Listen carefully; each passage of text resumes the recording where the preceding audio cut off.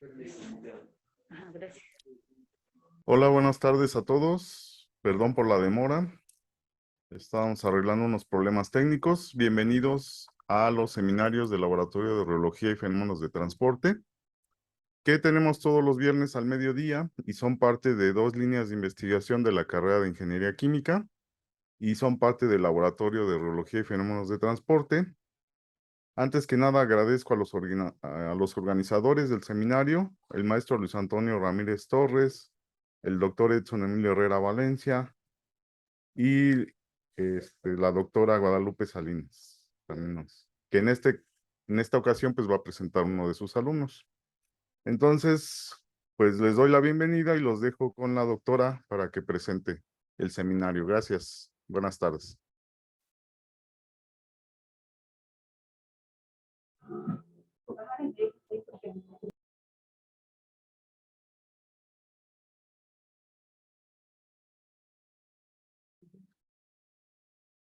Hola, buenas tardes. Gracias por su asistencia y por su espera. Justamente hoy va a presentar el alumno, bueno, egresado ya de la Facultad de Química, Alan Alberto Pacheco Ramírez. Él es cesista y está realizando este proyecto que se titula Evaluación de humedales artificiales asistidos electroquímicamente con diferentes separadores entre los electrodos. Entonces, los dejo con él para que él les hable de qué trata todo esto. Gracias por su atención.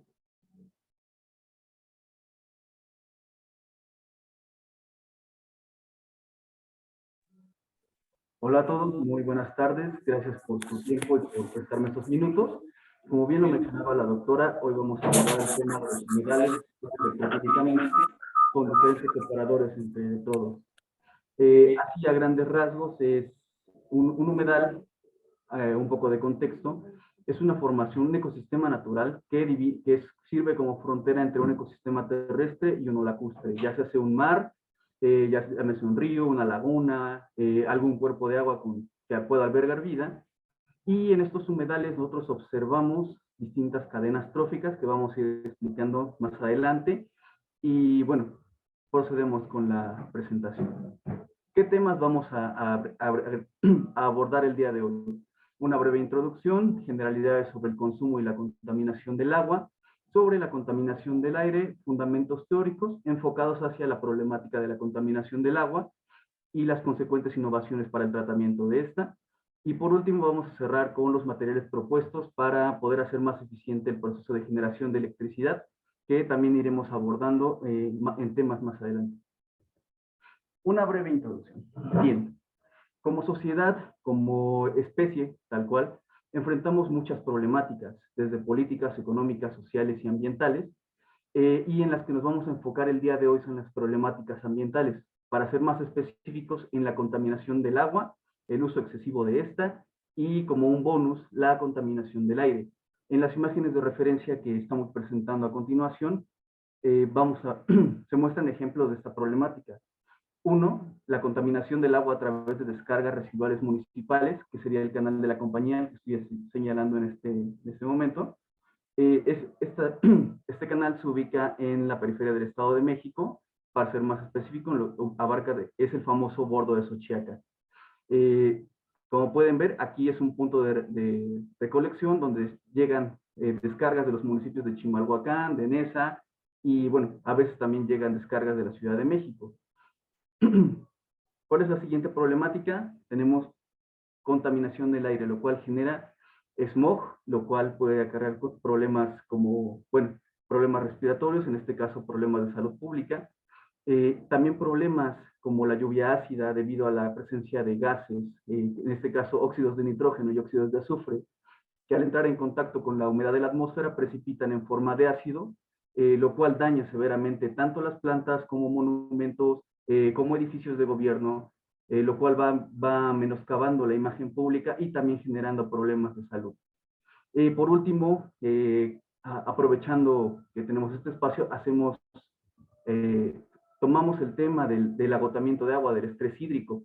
La fotografía que estoy señalando en este momento es la vista satelital de la presa Cerro Prieto, en Nuevo León.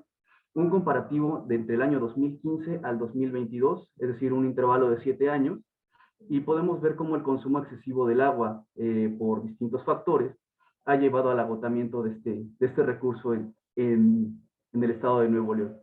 Y bueno, es una problemática que todos sabemos, que todos hemos estado al pendiente, ya sea por medios formales como noticieros o por los famosos memes, de los cuales se abordan en redes sociales.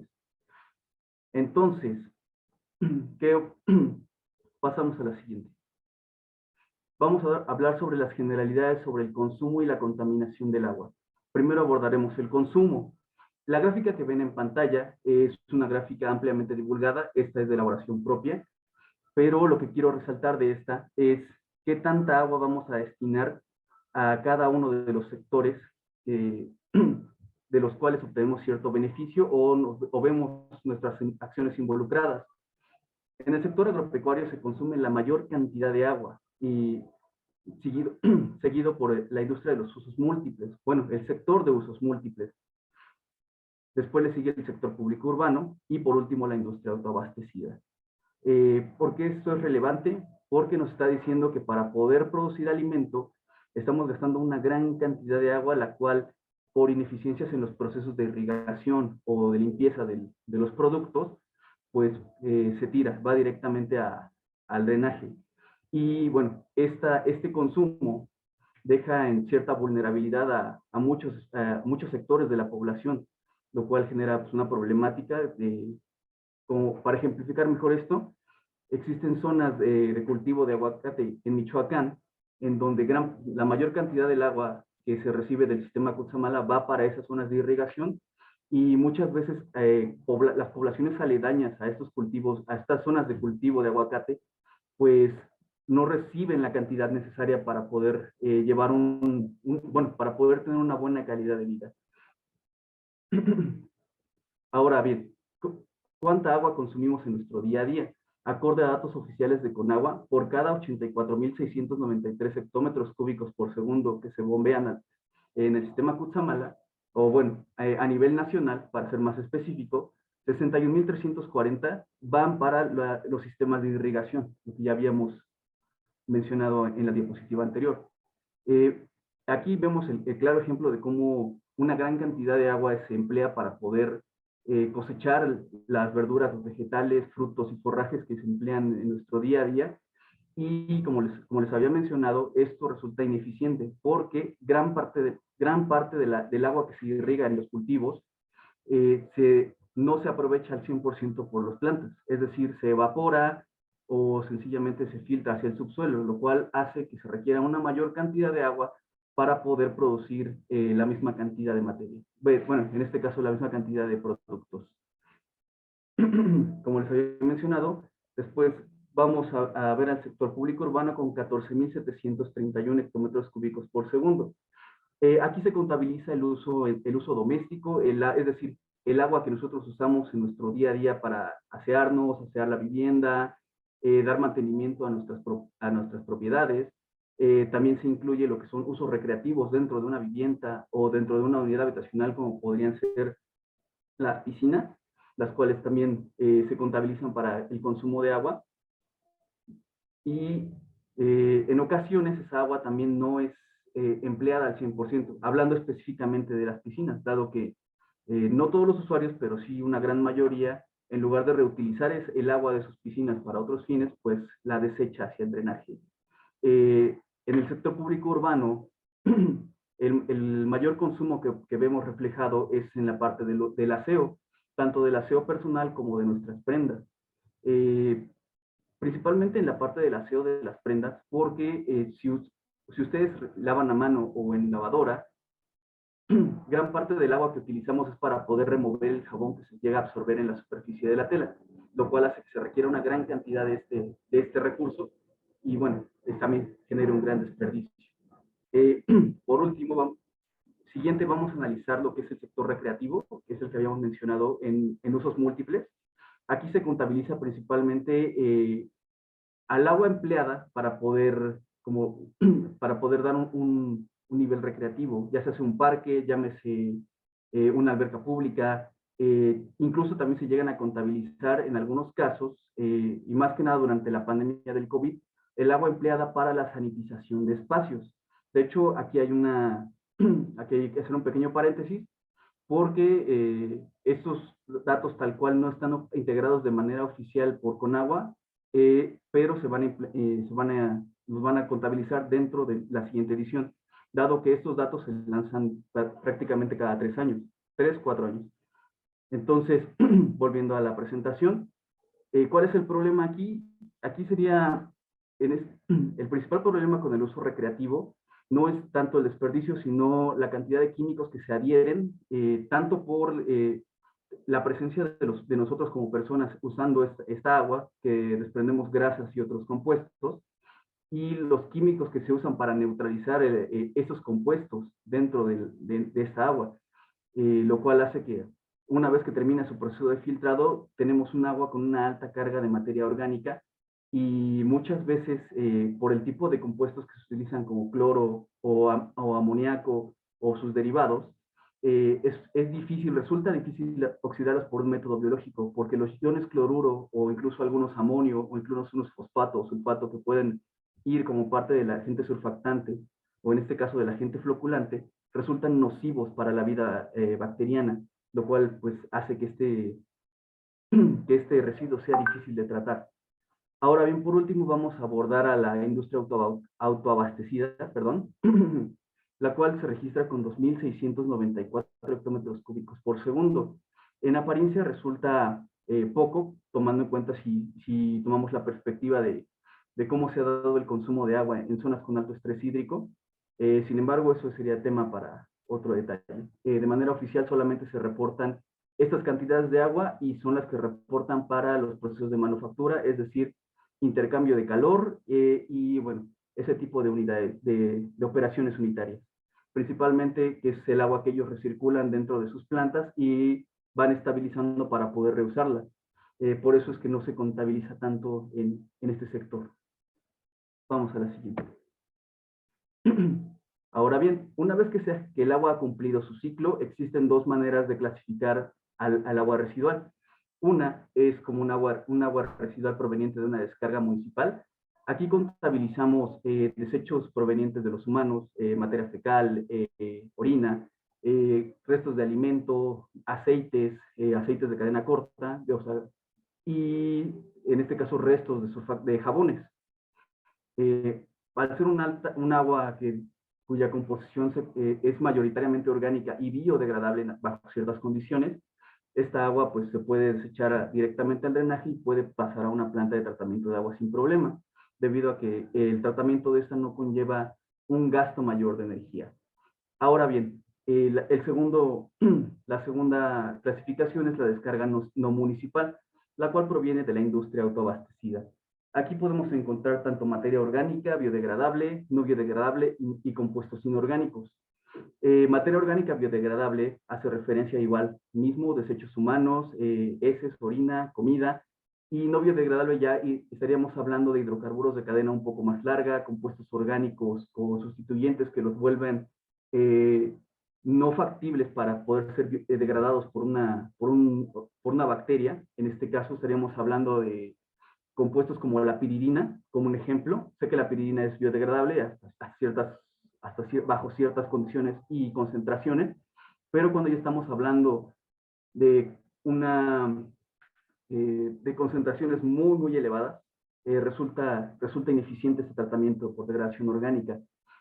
Y por último, los compuestos inorgánicos haríamos referencia a todos aquellos iones metálicos, sales, de esa naturaleza que no pueden ser degradados por una bacteria, o al menos no por las que se encuentran presentes en una planta de tratamiento de aguas, bueno, en un reactor anaerobio de flujo ascendente, y bueno, estarían depositándose sobre tuberías o manteniéndose en estado en el seno de la disolución por las interacciones que llegan a presentar. Este tipo de descargas por legislación y por normatividad, por las marcadas en las NOM 001, 02 y 03, deben presentar un pretratamiento antes de ser desechadas, ya sea hacia el drenaje o hacia lo que es el ambiente, lo cual a veces resulta en en pequeños huecos legales que no abordaremos en este tema. Pero por normativa se tiene que dar un tratamiento antes de poder liberarla, de tal manera que se asegure que estos residuos no generen un daño, ya sea en la salud pública o en el medio ambiente. Y ahora bien, ya que hablamos qué tipo de aguas residuales tenemos, vamos a hablar de cómo determinamos la calidad de esta agua. De manera oficial, tenemos dos métodos: la demanda bioquímica de oxígeno en un periodo de 5 días y la demanda química de oxígeno, DBO para abreviar una y DQO para abreviar otra. La demanda bioquímica de oxígeno vamos a medir, en este caso, cuánta materia puede consumir una materia orgánica biodegradable, para ser más preciso, una población heterogénea de bacterias en un periodo de 5 días. Para esto se coloca la muestra en un pequeño recipiente con una impregnación de la población bacteriana y se deja actuar. En este periodo de 5 días se va a medir el cambio en la presión del oxígeno presente en el frasquito, y nosotros vamos a determinar mediante este cambio en la presión cuánto de la materia orgánica fue consumida a raíz del metabolismo bacteriano. La DQO es la DQO es un método un poco más agresivo, puesto que involucra la acción de compuestos altamente oxidantes. En este parámetro, este compuesto altamente oxidante, llámese permanganato de potasio o dicromato de potasio, va a reaccionar con un sustrato, en este caso materia orgánica, y lo va a descomponer. Va a generar, a raíz de esta descomposición, dióxido de carbono y lo que es el ion cromo 3+. A raíz de la medición de la presencia del ion cromo 3+, ya se hace mediante titulaciones o mediante lo que es espectrofotometría, vamos a determinar la cantidad de materia orgánica que fue oxidada a través de este método. ¿Cuál es la diferencia entre uno y otro método? O bueno, ¿por qué estamos abordando estos métodos? Porque ambos son complementarios. La demanda química de oxígeno nos permite averiguar cuánta o qué cantidad de materia orgánica que está en mi muestra es susceptible a una oxidación profunda por un agente oxidante. Y la demanda bioquímica me dice qué tan viable es, a través de una población bacteriana, que esa materia orgánica que yo acabo de contabilizar mediante la DQO sea removida mediante un proceso biológico. De esa manera yo voy a poder determinar, uno, cuál sería el tipo de proceso más adecuado para poder tratar mi agua residual, y dos, que puedo determinar las dimensiones, criterios de diseño para para el proceso de tratamiento de agua. Una vez que hemos abordado este tema, vamos a ir al siguiente. Es el tema bonus que yo les había mencionado sobre la contaminación del aire. De manera análoga, como lo vimos con el consumo de agua, este gráfico nos va a mostrar cuántos gases de efecto invernadero estamos emitiendo a la atmósfera a raíz de la quema de combustibles fósiles. Como pueden ver, el lado morado de la gráfica que estoy señalando proviene a la quema de combustibles fósiles en las plantas termoeléctricas o plantas de generación de electricidad. Como pueden ver, es prácticamente la mitad de la gráfica, es decir que estamos contaminando mucho para poder obtener toda la electricidad que utilizamos en nuestro día con día, y esto se ve reflejado en el medio ambiente a través de las capas de smog que vemos sobre algunas de las ciudades. Otro factor más bien dicho, otra consecuencia de la quema de estos combustibles fósiles son las contingencias ambientales, que a pesar de que existen múltiples factores para la presencia de una contingencia ambiental, como por ejemplo la falta de corrientes de aire que refresquen la atmósfera de esa zona, o la falta de lluvia, no se puede negar que la generación de electricidad y en este caso también el transporte son dos de los grandes factores que afectan, o más dicho, que promueven la formación de estas contingencias. Como pueden ver, el segundo mayor contribuyente es el transporte. Aquí se contabiliza al automóvil, al transporte público, al transporte ferroviario y también al transporte marítimo. También se contabiliza lo que es la industria de la aeronáutica, es decir, viajes intercontinentales, viajes nacionales, etc. Estas emisiones resultan dañinas debido a que El aire que respiran un ciudadano promedio en la Ciudad de México o en cualquier ciudad con alto desarrollo urbano resulta ser perjudicial para sus pulmones y a largo plazo pues desarrollar enfermedades como EPOC o cáncer sin haber sido consumidor del tabaco o de alguna otra sustancia. Ahora bien, ¿de dónde proviene la electricidad? Si recordamos la diapositiva anterior, es decir, voy a regresar un poco, la industria de la energía genera 46.9% de las emisiones de gases de efecto invernadero, lo que equivale a que del 100% de la energía que utilizamos, solamente 25.48 viene de fuentes renovables, mientras que 75.52 provienen de fuentes no renovables altamente contaminantes. Esta es la planta carboeléctrica que se encuentra en el municipio de Acolman, en el Estado de México. Y bueno, como pueden ver, las emisiones que provienen de esta planta, a raíz de las, si llegan a ubicar el municipio de Acolman, las corrientes de aire que llegan a presentarse en lo que es el Valle de México pueden llegar a arrastrar parte de las emisiones de esta planta a lo que es la Ciudad de México y promover la aparición de contingencias, aunado a lo que es ciclos de tráfico muy prolongados, en este caso estamos hablando de los famosos estancamientos o cuellos de botella, y bueno, podemos ver sus consecuencias a raíz de todas las contingencias que se detectan a lo largo de un año. Pasamos a la siguiente. Y ahora bien, hablando ya en datos brutos, acorde al Inventario Nacional de Gases, de emisiones de gases y compuestos de efecto invernadero, a nivel nacional se emitieron un total de 432.110 gigagramos de CO2, de las cuales 202.456, aproximadamente el 50% de estos gases, provenía de la generación de energía eléctrica, siendo seguidos con 146.054.2 gigagramos de CO2 a raíz del uso ineficiente del automóvil y bueno, todo lo que conlleva tratar de utilizar nuestros autos para desplazarnos de un punto a otro. Aquí vamos a añadir a otros dos grandes contribuyentes, que sería la industria de la construcción. Aquí estaríamos agregando a lo que son las cementeras, debido a que este tipo de industria necesita de un horno con una gran capacidad calorífica y también del consumo de combustibles altamente contaminantes para poder producir cemento, cal, bueno, todos aquellos materiales que se emplean en la construcción en los materiales de construcción. Ahora bien, es cierto que este tipo de industrias también usan alternativas de combustibles alternativos, es decir, llegan a mezclar residuos de la industria de pinturas o de los solventes para poder crear su combustible y no depender tanto de la quema de diésel o combustóleo.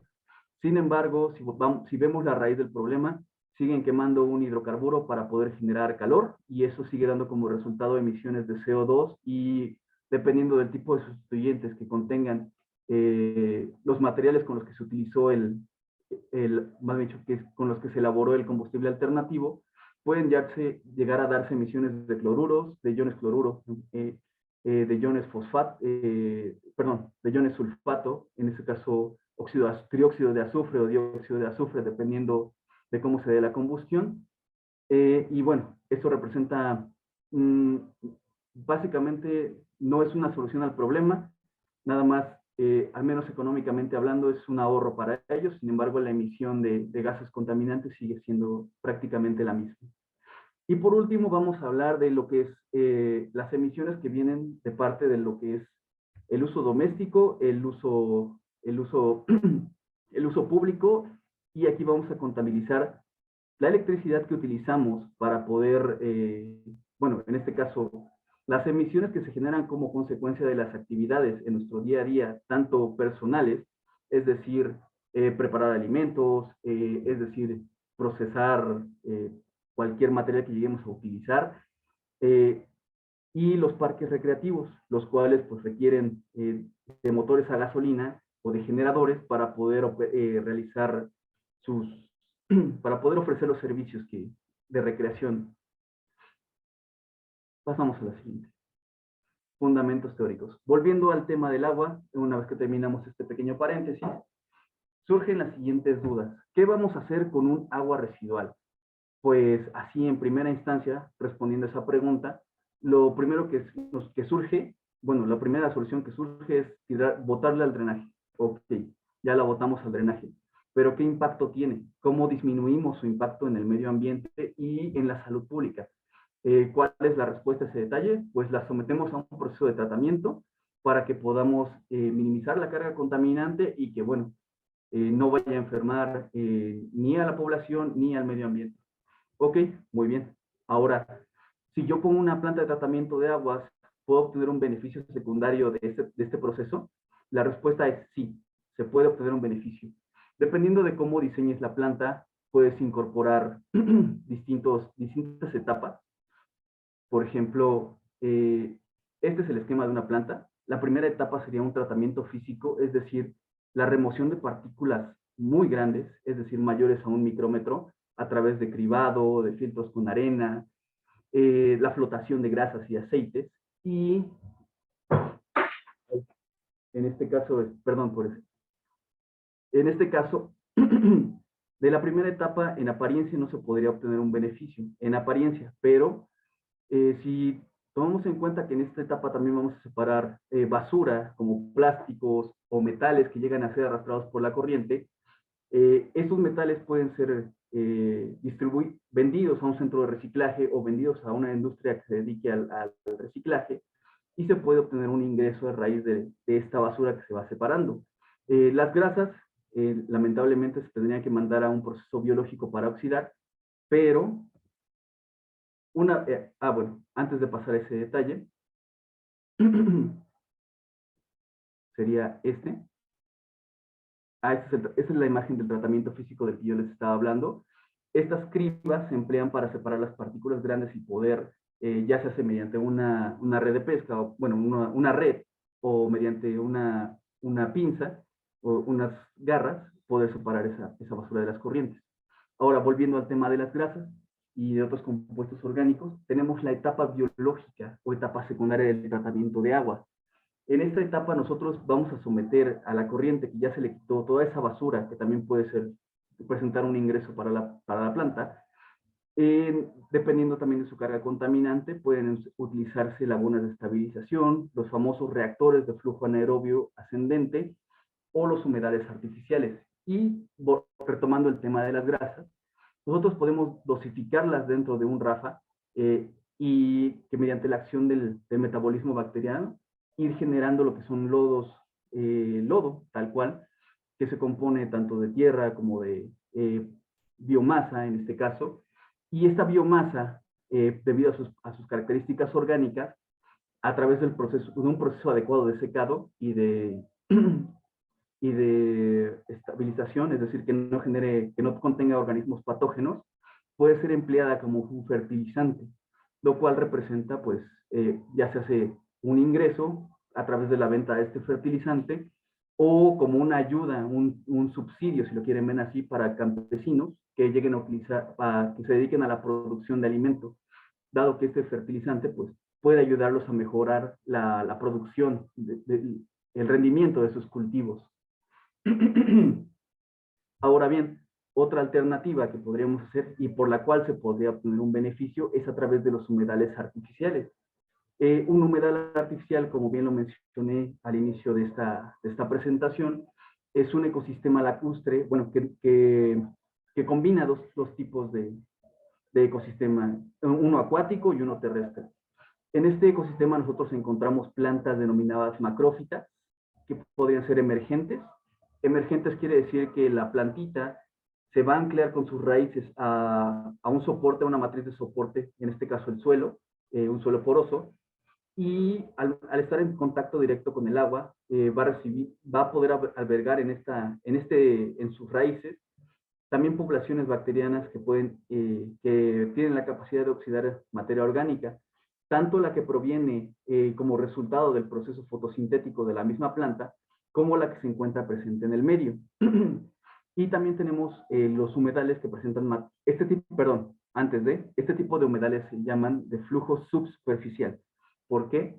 Porque en este caso mi corriente contaminada va a fluir por debajo de lo que es el humedal. En este caso voy a presentar el siguiente esquema del el humedal de flujo superficial.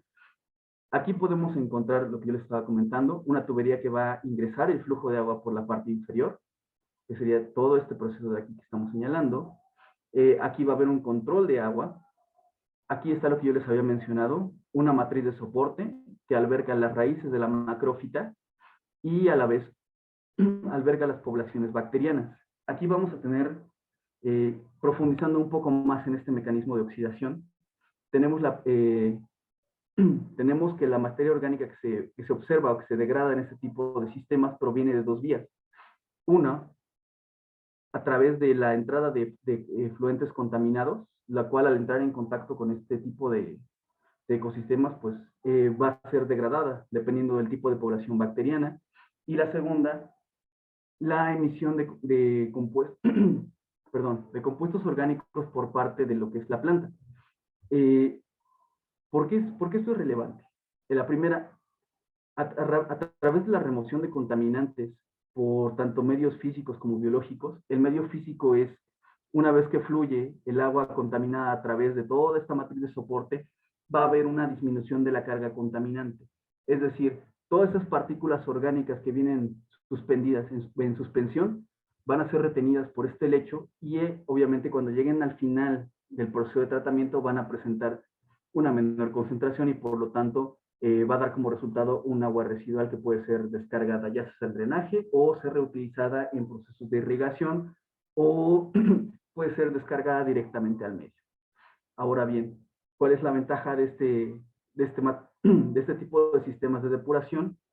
Tenemos uno, que son las macrófitas, es decir, la presencia de estas plantas promueve una relación simbiótica entre estas bacterias que podemos ver aquí a manera de caricatura y como lo había mencionado, que ayudan en la depuración de los sistemas. Y a su vez, este tipo de plantas conlleva otro beneficio. Dependiendo de la especie que se llegue a emplear, este tipo puede generar forrajes para ganado, o pueden generar plantas de ornato, las cuales ambas pueden ser vendidas y se puede tener un ingreso a través de ese tipo de la instalación de ese tipo de sistemas. Y por último, también es un poco menos frecuente, también se puede dar la presencia de plantas que pueden ser materia prima para la elaboración de artesanía. Entonces, como beneficios tenemos la depuración de un efluente contaminado, también la fijación del dióxido de carbono que proviene de la atmósfera, y aquí podemos empezar a hilar por el tema de la contaminación del aire. Al implementar este tipo de sistemas, no solamente vamos a empezar a depurar una corriente de agua contaminada, sino también a depurar, aunque sea en menor cantidad,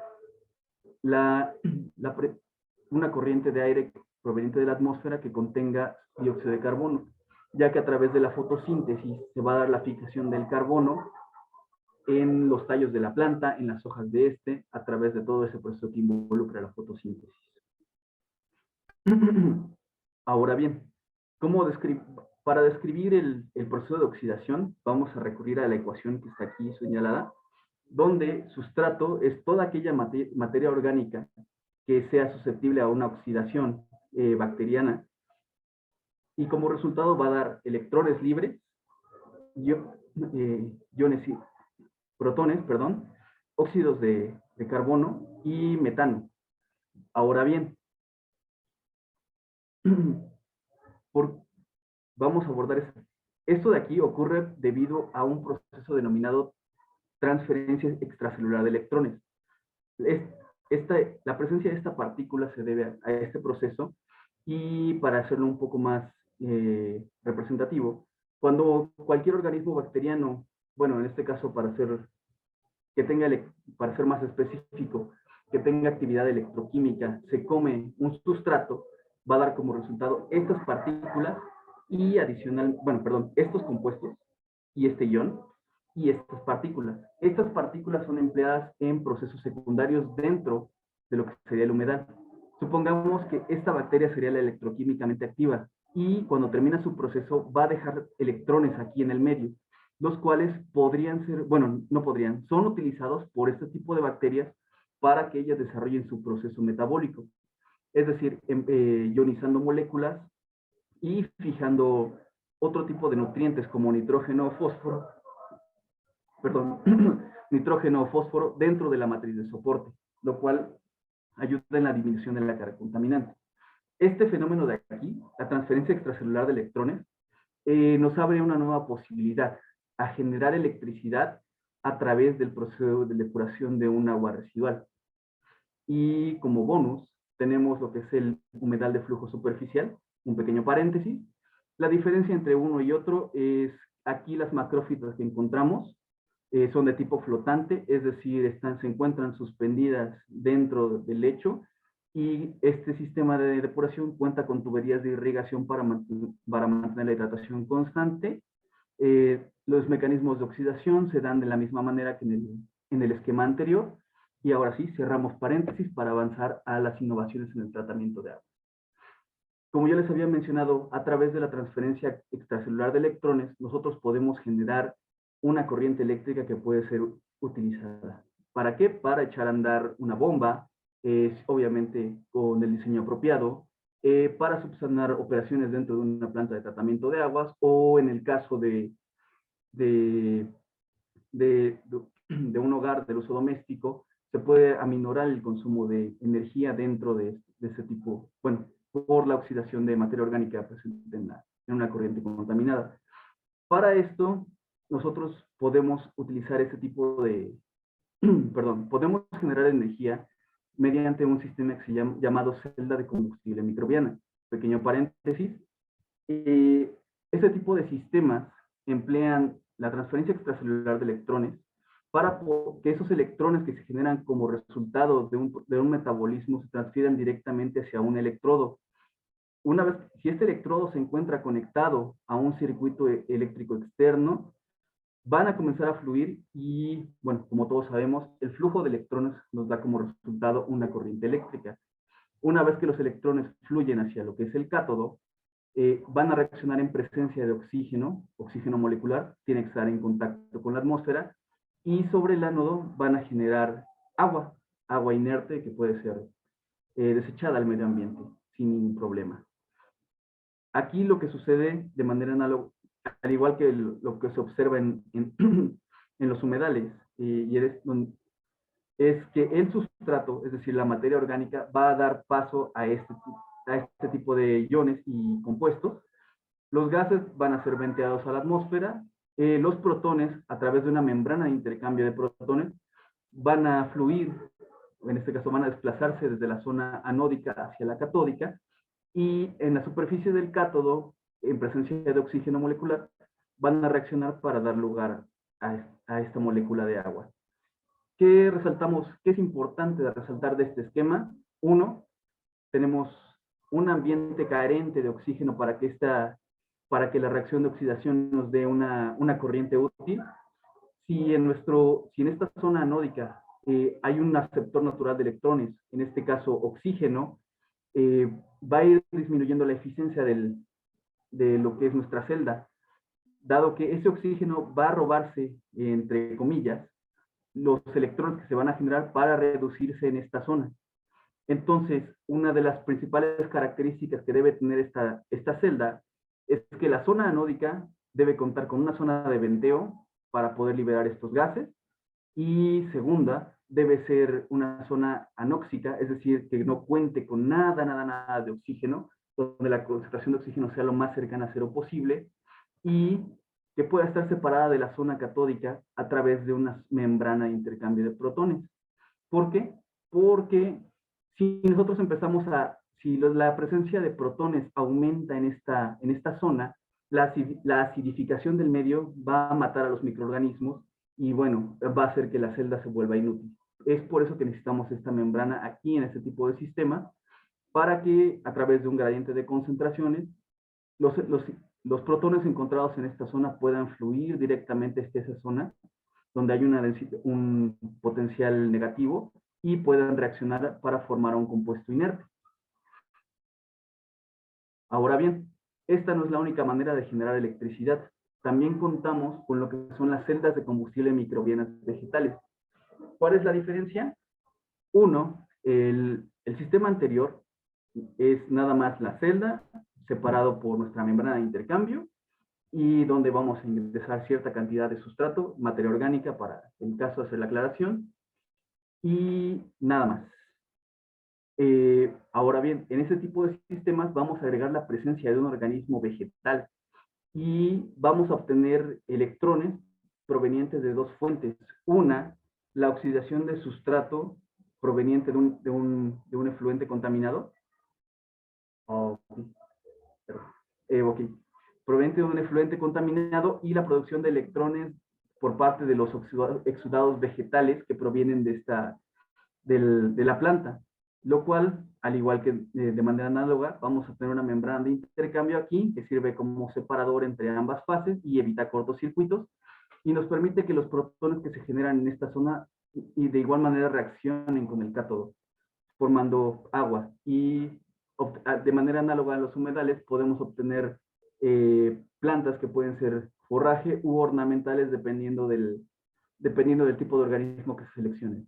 Y ahora que tomamos la parte de la membrana, vamos a hablar un poco más sobre lo que es una membrana de intercambio. Una membrana de intercambio es una barrera física que separa dos fases, la fase A y la fase B, donde A contiene compuestos disueltos que no se encuentran en B, o se encuentran en una concentración mucho menor. Esta membrana va a separar a través de un gradiente de presión, perdón, de concentración o de potencial, las partículas que sean afines a esta zona, rechazando iones que no cuenten con esa polaridad, dejándolos exclusivamente en la fase A y haciendo que estos se difundan hacia lo que es la fase B. Tenemos dos tipos de membranas de tipo matriz polimérica o membranas de tipo red cristalina.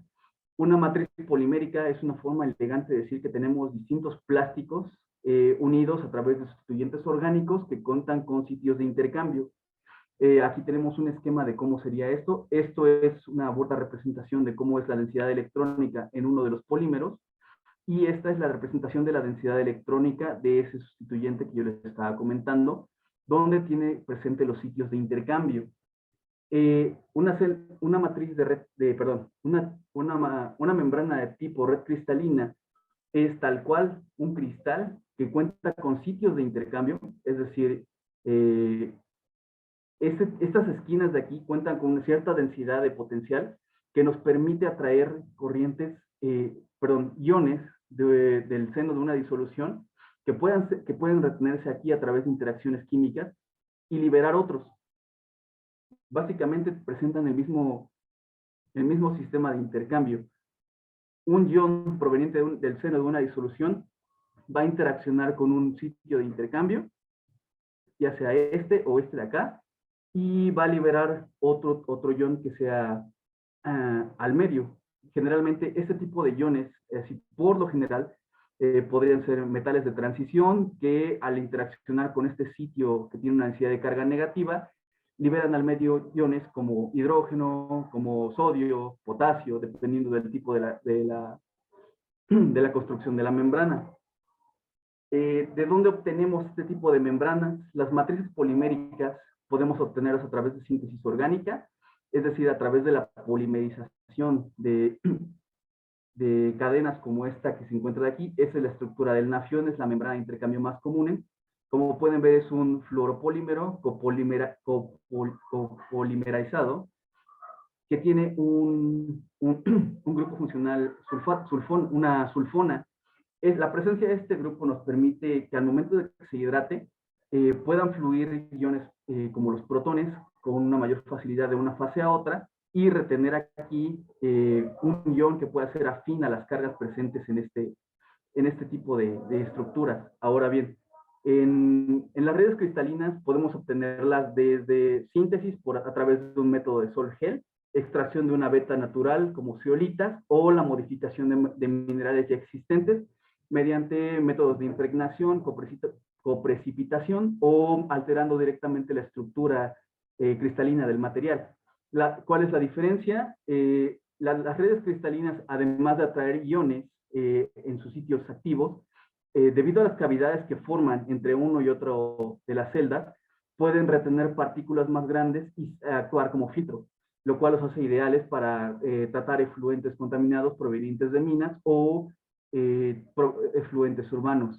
Ahora bien, el proyecto que vamos a manejar aquí en el laboratorio 7 se trata de realizar la modificación de 4 materiales ya existentes para convertirlos en una membrana de intercambio iónico que sea asequible, que sea químicamente estable y que sea bueno, eficiente, que aumente la eficiencia del sistema. Es decir, como dicen vulgarmente, que tenga las 3B, bueno, bonito y barato. Entonces, nosotros vamos a utilizar barro como una membrana de intercambio, vamos a realizar la modificación.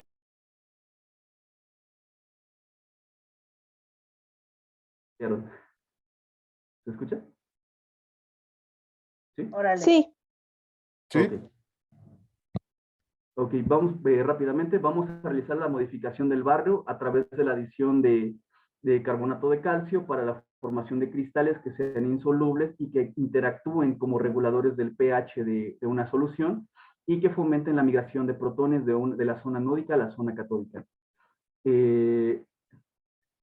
Vamos a emplear poliacrilato de sodio, en este caso poliacrilato de sodio, a través de un tratamiento químico mediante la interacción con un ácido fuerte, vamos a intercambiar este ion sodio por un protón, lo cual va a hacer que este grupo carboxilo de aquí se active y al momento de hidratarse, de manera similar a como ocurre con el nafión, permita la migración de protones una vez que se encuentre activada este grupo funcional de aquí. Por último, siguiente tenemos la grenetina, el cual es un material proveniente de lo que son los cartílagos de algunos animales, y a través de un proceso de sulfonación se pretende modificar la estructura de este material para adicionar un grupo sulfonato, es decir, el SO3- que yo les había mencionado con el nafión. Ahora bien, el siguiente material propuesto sería el poliestireno en un medio de reacción, en un disolvente. Perdón que interrumpa. Faltan 5 minutos para pasar a la sesión de preguntas, por favor, para que no se extienda tanto. Gracias. Claro, muchas gracias. Ok, el poliestireno igual es en un medio de reacción, disolvente aprótico y con un agente sulfonante.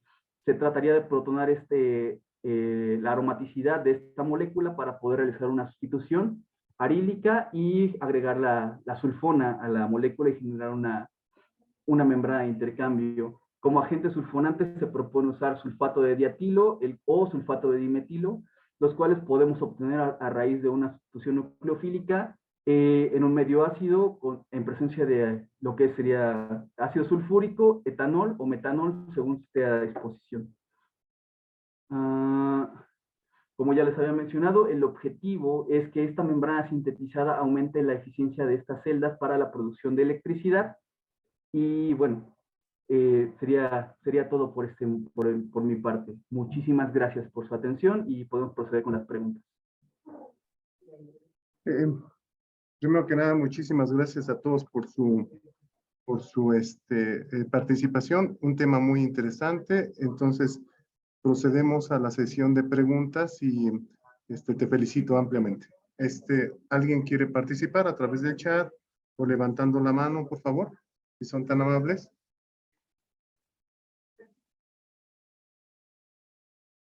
Maestra Guadalupe, ¿algún comentario?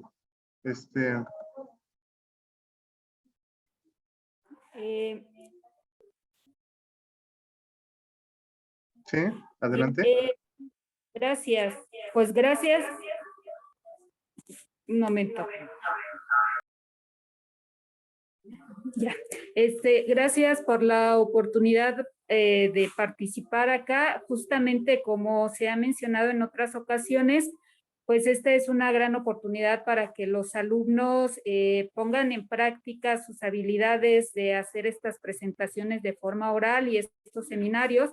Entonces, aquí nada más la recomendación a Alan es que enfocarse justamente como en la parte central de su proyecto, del objetivo, que es lo que se mencionó al final, y recortar un poco a la parte inicial, que es como la justificación. Entonces, aquí más bien sería enfocarse para una ocasión futura, a explicar lo que es central, ¿no? Esta parte de las celdas, de las membranas de separación, y nada más para que quede claro cuál sería el siguiente paso a seguir, Alan, en este trabajo. Muchas gracias, Alu. Muchas gracias, profesora. Sí, yo coincido con la maestra en que tienes que ponderar la parte de motivación de tu trabajo. Estuviste explicando muy bien, pero sí deben ser muy puntuales tus observaciones, tu motivación, los objetivos, la importancia de tu trabajo, el por qué es importante y por qué es novedoso. Y en este contexto yo te haría la siguiente pregunta. Fíjate que hay muchos sistemas en donde se utilizan medios orgánicos, medios biológicos. Por ejemplo, para el tratamiento de aguas se utiliza mucho y está explotado en la UAM Iztapalapa el tratamiento con Lebna-Giba, que es una planta que se utiliza en los patos para comerse, y que esa planta se utiliza como fitorremediación, es decir, se pone en contacto con el agua y los metales pesados se absorben ahí directamente en esta plantita, ¿no? Y después lo que se hace es una fitorremediación, es decir, se extrae cantidades de boro que se absorben a través de esta planta. Entonces, ¿cuál sería la parte novedosa que tú estás presentando, si la hay, o estamos reforzando conocimientos de la propuesta que tú nos estás haciendo? Hay muchas, conforme a ¿cuál sería para ti la parte más importante de tu presentación y de tu trabajo? Muchas gracias. Claro que sí, doctor. En este caso, lo que yo considero como la parte más novedosa, voy a hacer retroceder un par de diapositivas, es en el empleo, la síntesis de las membranas, a través de, en este caso, voy a señalarlo, el uso del poliestireno, el cual es un contaminante, que puede ser un material de reuso, si este experimento nos da resultados positivos, es decir, vemos la adición de sulfonato sobre el grupo arilo, estaríamos obteniendo una membrana de intercambio con propiedades posiblemente similares a las del nafión, a un costo pues mucho menor que el que presenta el nafión, porque el nafión normalmente el metro cuadrado podía llegar a costar hasta 77,000 pesos por metro cuadrado, y en este caso el poliestireno, que es un material contaminante, nada más a través de un pequeño proceso de limpieza, podemos abatir esos costos y producir la membrana a partir de prácticamente basura. El segundo, si podemos realizar la sulfonación en lo que es la grenetina, de la misma manera podemos abatir estos costos de producción, generar un material que sea de intercambio iónico a raíz de materia prima que es común. De hecho, como un plus, una información adicional, gran parte de las membranas que se llegan a sintetizar de manera industrial provienen a través de la modificación de biopolímeros, como el almidón, la grenetina, el colágeno, similares, ¿no? Entonces, lo que hace un químico orgánico de cualquier industria es identificar dentro de ese biopolímero qué grupo funcional podría ser susceptible a un ataque. Es decir, dentro de esta molécula, en cuál de estos la densidad electrónica me permite añadir la sulfona. Voy a poner un ejemplo. Supongamos que yo puedo realizar el intercambio de este grupo OH a través de la protonación de este grupo en un medio ácido, generar un grupo saliente y añadir lo que sería la sulfona en este lado de la molécula. O por el contrario, si es posible, sulfonar esta amina que está aquí presente, nada más buscar un mecanismo que me permita poder compensar esta deficiencia electrónica a través de, esto de aquí ya es un electrófilo adecuado. Los electrones, bueno, estaría buscando los electrones que estaría proporcionando el agente sulfonante, y bueno, aquí se podría, teorizo, porque la verdad no he podido confirmarlo, añadir la sulfona y generar una aquí, añadir este grupo funcional aquí y otro acá. Repito, solamente son especulaciones, pero eso sería en cuanto a innovación en una parte. La segunda parte, si el barro resulta a través de este proceso de modificación resultar viable para generar esta membrana de intercambio, podemos empezar, podrían tomarse, bueno, podría emplearse ya en un humedal a una escala piloto para poder generar ya un humedal que genere ya electricidad tal cual. Nada más con adición de tierra, si lo quieren ver así, modificada, que tiene una concentración determinada de compuesto de calcio que yo les estoy comentando. Esa sería la innovación que yo estoy presentando, la síntesis de la membrana en resumen. Perfecto, perfecto. Pues el tiempo se nos vino encima. Yo te felicito por exponerte. Simplemente por exponerte es maravilloso y es importante que todos aprendamos este tipo de estrés, que lo llevemos y que siempre estemos mejorando. La única manera de avanzar en ciencia es exponiendo las ideas, debatiéndolas y sobre todo contrastando lo que nos están comentando. Te agradezco mucho a nombre del líder del proyecto, que es del líder del laboratorio, el doctor Fausto Calderas García, que es profesor titular aquí de Ingeniería Química, la maestra María Guadalupe, miembro del Sistema Nacional de Investigadores y es también profesora adscrita a la Facultad de Estudios Superiores Zaragoza, y un servidor Emilio Herrera. Agradezco a toda la gente que está aquí y que siempre nos hace el favor con su presencia, de alimentar y retroalimentar este seminario. Muchísimas gracias a todos. Y bueno, pues me despido de Cristian, de Peralta Germán, de Mayra, de Iván González. Hola Iván, suerte en la maestría.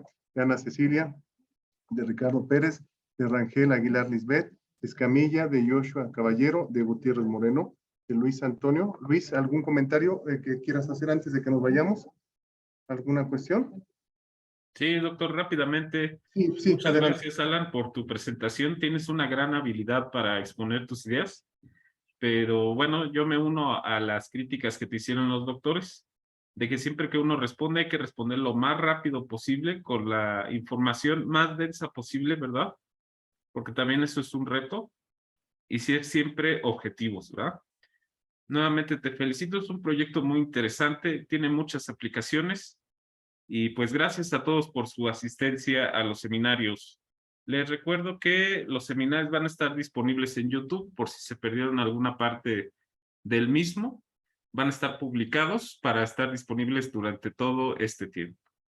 Bueno, sería todo, doctor. Gracias por permitirme comentar. Gracias. Te agradezco mucho, Luis. Bueno, pues le damos la bienvenida ahí a estos seminarios otra vez y nos despedimos por esta ocasión y pues mucha suerte a todos y suerte a la gente que está estudiando, empezando con su maestría o que está iniciando exámenes para la maestría, para el doctorado, para iniciar eso. Ahí está Estefanía, que va a presentar un trabajo ahí en el AMIDIC y que está viendo lo de su maestría, entonces es importante eso. Y bueno, saludos a todos desde acá. Muchísimas gracias. Que tengan buena tarde todos. Hasta luego. Muchas gracias. Buenas tardes a todos. Gracias. Hasta luego. Gracias, hasta luego. Gracias, hasta luego. Gracias, hasta luego. Hasta luego. Bye.